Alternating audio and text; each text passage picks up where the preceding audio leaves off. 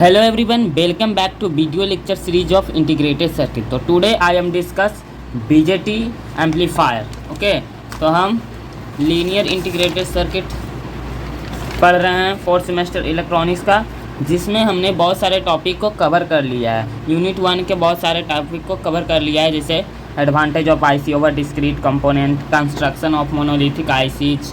Okay, फिर current mirror circuit में हमने simple current mirror circuit, Widlar current mirror circuit and Wilson current mirror circuit को समझ लिया है। तो आज हम अपने यूनिट 1 का लास्ट टॉपिक, जो बहुत ही इंपॉर्टेंट है, बीजेटी डिफरेंशियल एम्पलीफायर, इसको समझेंगे। इससे ऑब्जेक्टिव एंड सब्जेक्टिव दोनों क्वेश्चन बनते हैं। तो ये हम बीजेटी डिफरेंशियल एम्पलीफायर को समझेंगे कि क्या है बीजेटी डिफरेंशियल एम्पलीफायर।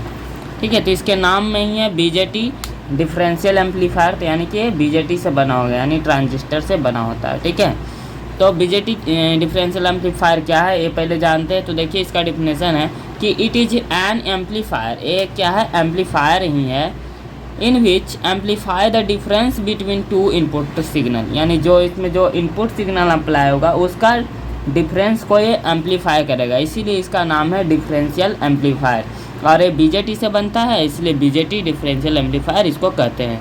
ठीक है, तो अब हम इसको समझते हैं कि इसमें कैसे क्या होता है। ठीक है, तो जैसे मान लीजिए, इसको ब्लॉक डायग्राम से पहले समझिए। मान लीजिए कि ये हमारा डिफरेंशियल एम्पलीफायर है। ओके, इसमें दो इनपुट सिग्नल हमारे अप्लाई किए जा रहे हैं। ठीक है, और दो और आउटपुट भी निकलते हैं, जैसे हम सर्किट में आपको बताएंगे। तो हमको एक से आउटपुट लेना है, तो दूसरे को हम ग्राउंडिंग यहाँ कर देते हैं। ठीक है, ग्राउंड कर दिए। मान लीजिए यहाँ V1 और V2 दो इनपुट्स वोल्टेज हैं, उनका हमको यहाँ आउटपुट चाहिए। तो यहाँ पर देखिए, ये दोनों वोल्टेज का डिफरेंस कितना होगा, क्योंकि जो डिफरेंशियल एम्पलीफायर है वो डिफरेंस को एम्पलीफाई करता है। तो इसका डिफरेंस क्या हो जाएगा, VD voltage difference V1 minus V2 होगा, है ना। और उसको एम्पलीफाई करता है, क्योंकि ये डिफरेंशियल एम्पलीफायर है। तो एम्पलीफायर क्या करेगा, इसको गेन को बढ़ाएगा। मान लीजिए गेन A है, ठीक है ना, A है, तो क्या हो जाएगा, इसका output V0 is equal to A into VD। तो VD क्या है, डिफरेंस वोल्टेज का डिफरेंस। तो V0 हमारा क्या आ जाएगा यहाँ से, A into V1 minus V2। तो ये हमारा डिफरेंशियल एम्पलीफायर का फार्मूला आ जाएगा। ठीक है, आई होप आपको दिख रहा होगा। ठीक है, तो यही है हमारा डिफरेंशियल एम्पलीफायर। तो चलिए अब हम इसके सर्किट से समझते हैं कि ये किस तरह से वर्क करता है। ठीक है, तो चलिए पहले इसका सर्किट ड्रॉ कर लेते हैं। तो चलिए सबसे पहले हम इसका सर्किट डायग्राम को समझते हैं। तो इसके लिए सबसे पहले इसका सर्किट बनाते हैं। तो यहाँ एक कलेक्टर रेजिस्टेंस लगा देंगे, उसके बाद यहाँ से कलेक्टर में बेस से जोड़ देंगे, और ये मीटर, कलेक्टर बेस इमीटर, और इमीटर आ जाएगा। ओके, इसमें दो ट्रांजिस्टर होते हैं बीजेटी। ठीक है, यहाँ से हम इसको VCC पावर सप्लाई देंगे, और दूसरे ट्रांजिस्टर को भी इस तरह से यहाँ बना लेंगे। ठीक है, इसका कलेक्टर बेस से होगा जुड़ा हुआ, और इमीटर, और ये दोनों इमीटर और बेस इधर हमारे ग्राउंड हो जाएंगे। यहाँ VEE पावर सप्लाई, RE यहाँ पर रेजिस्टेंस हो जाएगा। क्या दिख रहा होगा आपको, माइनस VEE यहाँ से जाएगा, यहाँ से प्लस VCC। ठीक है, ओके, तो ये हमारा है। तो यहाँ पहले समझ लेते हैं कि क्या क्या है। ठीक है, इसका सर्किट में यहाँ पर एक सोर्स रेजिस्टेंस होगा, उसके बाद जो सोर्स रहेगा इसका फिर ग्राउंड हो जाएगा। ठीक है, फिर इधर भी लगा देंगे। ओके, सर्किट को थोड़ा सा ध्यान से समझना है। इधर भी लगाते हैं, इसको सोर्स दे देंगे, फिर ग्राउंड हो जाएगा। ठीक है, तो देखिए इसका सर्किट किस तरह से है, आपको सिर्फ समझना है। ठीक है,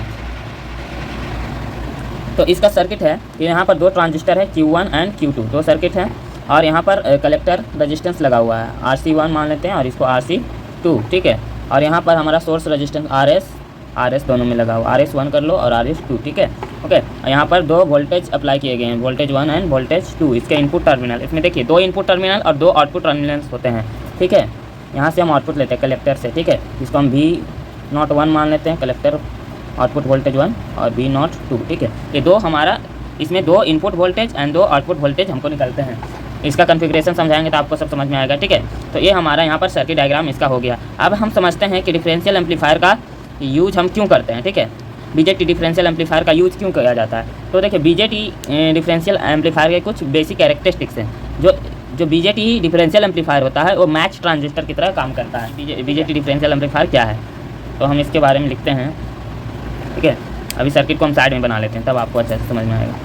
तो लिखेंगे इसके बारे में, इन बीजेटी डिफरेंशियल एम्पलीफायर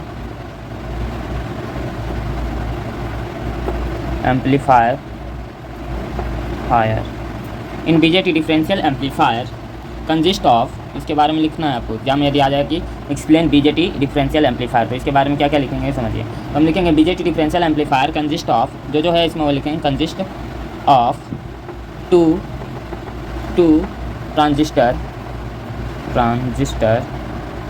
जिसका हम नाम क्या दिए हैं Q1 एंड Q2, ठीक है। तो ये लिखना है कि हमारा बीजेटी डिफरेंशियल एम्पलीफायर में 2 ट्रांजिस्टर यूज किया जाता है Q1 एंड Q2, ठीक है। उसके बाद और जो दैट हैज, इसमें जो हमारा Q1 एंड Q2 है उसमें हमारा आइडेंटिकल कैरेक्टरिस्टिक्स है, ठीक है। दैट हैज आइडेंटिकल कैरेक्टरिस्टिक्स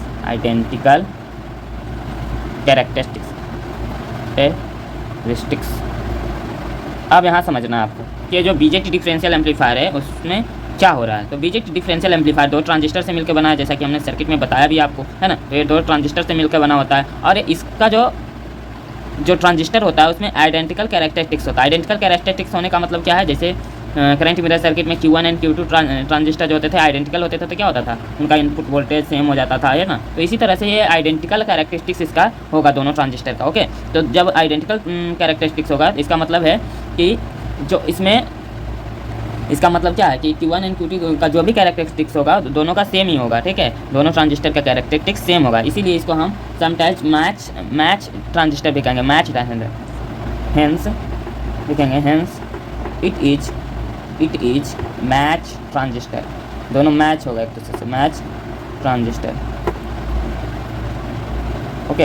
तो ये दोनों मैच ट्रांजिस्टर हो गए। तो यदि हमारा बीटा का वैल्यू बहुत बड़ा होगा, तो बीटा का वैल्यू बहुत बड़ा हो जाएगा, तो आई बी का वैल्यू क्या हो जाएगा, बहुत छोटा हो जाएगा, बेस करंट का वैल्यू बहुत छोटा हो जाएगा, जिसके कारण हमारा कलेक्टर करंट इमीटर के बराबर हो जाएगा, आईसी के बराबर हो जाएगा, है ना। तो ये सब इसका कैरेक्टरिस्टिक्स हो जाएगा जब ये मैच ट्रांजिस्टर की तरह काम करेगा, तो ठीक है।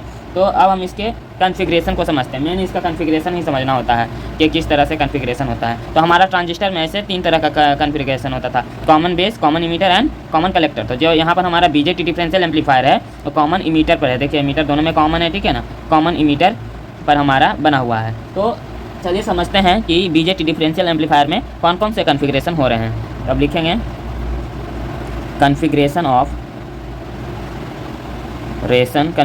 ऑफ बीजेटी डिफरेंशियल एम्पलीफायर को हम शॉर्ट में डीए लिख दिए हैं, डिफरेंशियल एम्पलीफायर, ओके।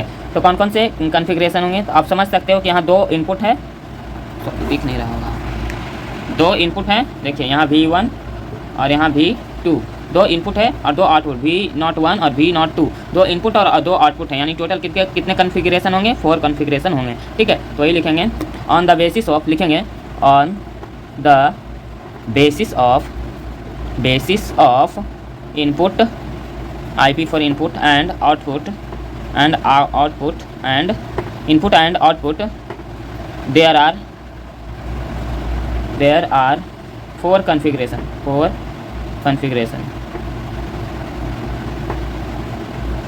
तो कौन कौन से कॉन्फ़िगरेशन होगा, तो पहला होगा कॉन्फ़िगरेशन किसके आधार पर हो रहा है, 2 इनपुट है और 2 आउटपुट के आधार पर। तो पहला क्या हो सकता है, डुअल इनपुट, दोनों इनपुट डुअल इनपुट और बैलेंस आउटपुट, ठीक है। तो पहला लिखेंगे क्या होगा, इसका मतलब ये भी समझाएंगे, डुअल इनपुट बैलेंस्ड आउटपुट, ठीक है। तो ये क्या, डुअल इनपुट बैलेंस आउटपुट, इसका मतलब क्या होता है ये भी समझाएंगे। पहले समझ लीजिए कि इसमें कौन कौन से कॉन्फ़िगरेशन हो रहे हैं, ठीक है। देखिए डुअल इनपुट बैलेंस आउटपुट का मतलब क्या हुआ, इसमें 2 इनपुट है और आउटपुट हमेशा बैलेंस ही रहेगा। दोनों इनपुट से यदि हम दोनों इनपुट टर्मिनल से इनपुट दे रहे हैं और आउटपुट हमारा बैलेंस आउटपुट कब कहलाएगा, जब दोनों से आउटपुट भी निकलेगा, ठीक है, दोनों के बीच हमारा आउटपुट निकलेगा V0, तब हम कहेंगे इसको डुअल इनपुट बैलेंस आउटपुट, ठीक है। फिर उसी तरह से हो सकता है डुअल इनपुट में तो दोनों से जाएगा, डुअल इनपुट, ठीक है। क्या हो सकता है, डुअल इनपुट अनबैलेंस आउटपुट, ठीक है। ये कैसे होगा इसको समझिए, 2 इनपुट हैं, यहाँ इधर देखिए 2 इनपुट है V1 और V2, ठीक है ना, 2 इनपुट टर्मिनल और डुअल इनपुट यानी दोनों इनपुट देंगे। और अनबैलेंस आउटपुट कब होता है, जब हम ये दोनों आउटपुट में से किसी एक से ही किसी एक से ही आउटपुट प्राप्त करें, एक को ग्राउंड कर दिए। तो इसे देखिए यहाँ पर हमने अभी किया, ठीक है। तो यहाँ पर डुअल इनपुट हो गया बट अनबैलेंस आउटपुट हुआ, एक से ले रहे हैं आउटपुट एक से नहीं, तो ये अनबैलेंस आउटपुट हुआ। तो इस तरह से होता है, ठीक है। अब तीसरा कॉन्फ़िगरेशन इनपुट के आधार पर, ये दोनों किसके आधार पर होता है, सॉरी ये दोनों इनपुट के आधार पर होता है। अब आउटपुट के आधार पर इसका कॉन्फ़िगरेशन समझते हैं। तीसरा क्या होगा, सिंगल इनपुट, सिंगल इनपुट देंगे, single input I equal input, ठीक है, और बैलेंस आउटपुट। अब इसका मतलब भी समझिएगा, बैलेंस्ड आउटपुट, बहुत आसान है, सिर्फ समझना, ठीक है, बैलेंस आउटपुट। और चौथा क्या हो जाएगा, डबल इनपुट हो गया, तो सिंगल इनपुट अनबैलेंस आउटपुट।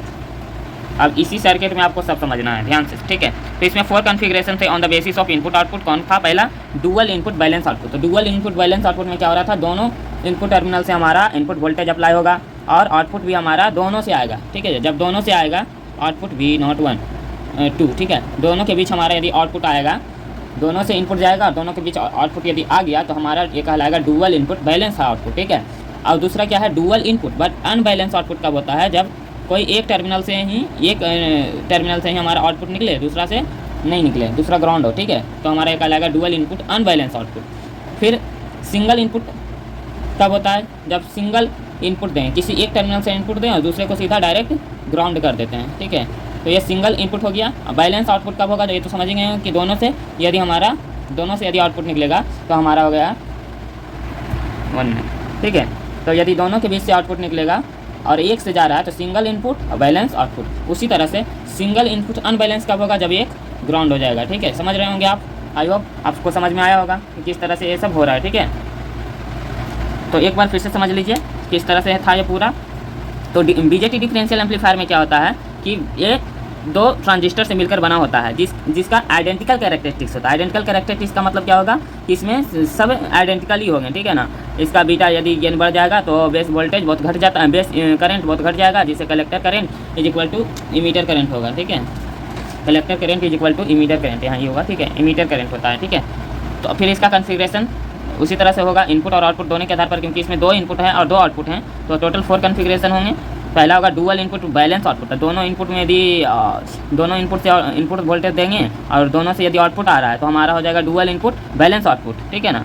और यदि डुअल इनपुट अनबैलेंस कब होगा, जब दोनों से तो इनपुट जा रहा है बट आउटपुट किसी एक से आ रहा है, तो हमारा हो जाएगा डुअल इनपुट अनबैलेंस आउटपुट। फिर जब सिंगल इनपुट देंगे, यानी एक से इनपुट देंगे, एक को ग्राउंड कर देंगे, तो हमारा सिंगल इनपुट कहलाएगा। सिंगल इनपुट बैलेंस आउटपुट कब होगा, जब दोनों से आउटपुट आएगा तो बैलेंस, दोनों से नहीं आया तो अनबैलेंस। सिर्फ यही तो समझना था। आई होप आपको इसमें बीजेटी डिफरेंशियल एम्पलीफायर का पूरा कॉन्सेप्ट समझ में आया होगा कि कौन कौन से कॉन्फ़िगरेशन इसमें होते हैं, ठीक है। तो मिलते हैं नेक्स्ट वीडियो में, तब के लिए धन्यवाद, ठीक है। तो नेक्स्ट वीडियो जरूर देखिएगा क्योंकि यूनिट 2 हमारा बहुत इंपॉर्टेंट है, उससे आपको समझ में आएगा कि हम integrated circuit, linear integrated circuit subject को क्यों पढ़ते हैं, ठीक है। इसका कहाँ कहाँ यूज है, बहुत इंपॉर्टेंट टॉपिक है, तो उसको जरूर देखिएगा, उसको मिस मत कीजिएगा। तो मिलते हैं नेक्स्ट वीडियो में, तब के लिए धन्यवाद।